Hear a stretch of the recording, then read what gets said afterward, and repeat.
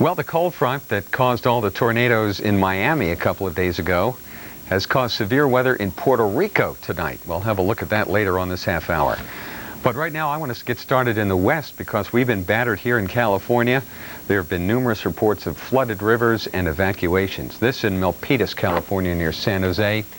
There were 100 people evacuated along the Coyote River, and look at all the water here that overflowed, plus just rainfall flooding.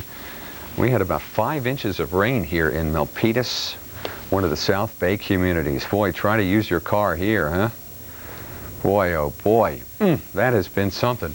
We got a break here over the last 24 to 36 hours. Now there's another storm that is, it's moving on shore now. There's going to be some light rain in Milpitas, but this storm is actually weakening, at least this part of it. Yeah, they're really not very energetic by the looks of things here, but there's a lot more jet stream energy up here. Boy, there's a big old trough, very cold air here aloft. As you just pick out different cloud elements, that's an indication of how cold the air is and how unstable it is. As that comes around, notice how the moisture here on our tropical connection is puffing up. And these are the areas of low pressure along this frontal boundary that are going to rock us in California once again. So if you haven't gotten your car out of that river or whatever it's turned Milpitas into, well, now's the time to do it. Actually, you can get by Wednesday morning, just some light rain. But Wednesday night and Thursday and Friday, we're going to be rocking and rolling. And so are those boulders coming down across the Pacific Coast Highway. 60 was our high temperature in San Francisco today. Not too shabby of a day. Out in Nevada, in Ely, Nevada, there was a record high, as a matter of fact, the only record high to be broken in the United States, or actually tied in the United States. It's pretty mild here in the Pacific Northwest. Cloudy, mild. We had some rain today in Portland and in Seattle. As we head further south, we'll find that we're generally in the 50s. Fresno, and of course up in the mountains in the 30s. Those are the exceptions. Don't you love these new base maps here? Bill Matley, responsible here for this. Beautiful. You can really see the Sierra Nevada mountains here, Mono Lake, there's Lake Tahoe, and this is the Central Valley, the Sacramento River, the San Joaquin River. Just beautiful. And then the coastal range down toward Monterey Bay and San Francisco, you're 54 with cloudy skies and a little bit of rain on the doorstep. 58 degrees our current temperature in San Diego, and it's 54 in Palm Springs. A much quieter day than it was yesterday, huh?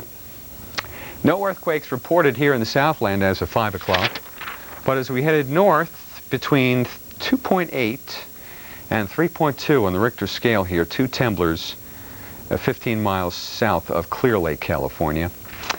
And near Goldendale, Washington, this measured 3.1. Near Cedar City, Utah, also 3.2 on the Richter scale. And that is it as far as activity on our earthquake activity report. Above the ground, however, it's really rocking. Look at this area of low pressure and how many lines of equal pressure, or isobars, it takes to get from this low to that high. Let's count them. 1, 2, 3, 4, 5, 6, 7, 8, 9, 10, 11. That's pretty steep. To this low, let's see, 1, 2, 3, 4, 5, 6. It's a much steeper fall from high pressure to low pressure over South Carolina than it is to the one in Chihuahua, Mexico.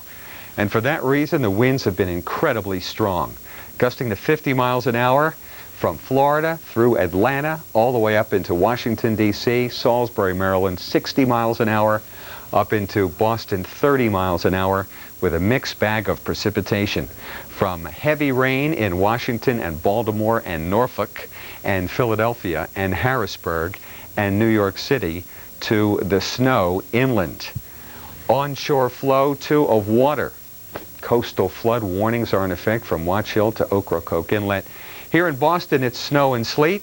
In Dayton and Indianapolis, it's snow, and there's been plenty of that here, too. Take a look at some of these snowfall totals. So this is a storm that is really going to give us fits until it finally gets out of here on Thursday night and Friday. Well, what's going on this weekend for you? Like the sausage supreme skillet, the new chicken fajita skillet, and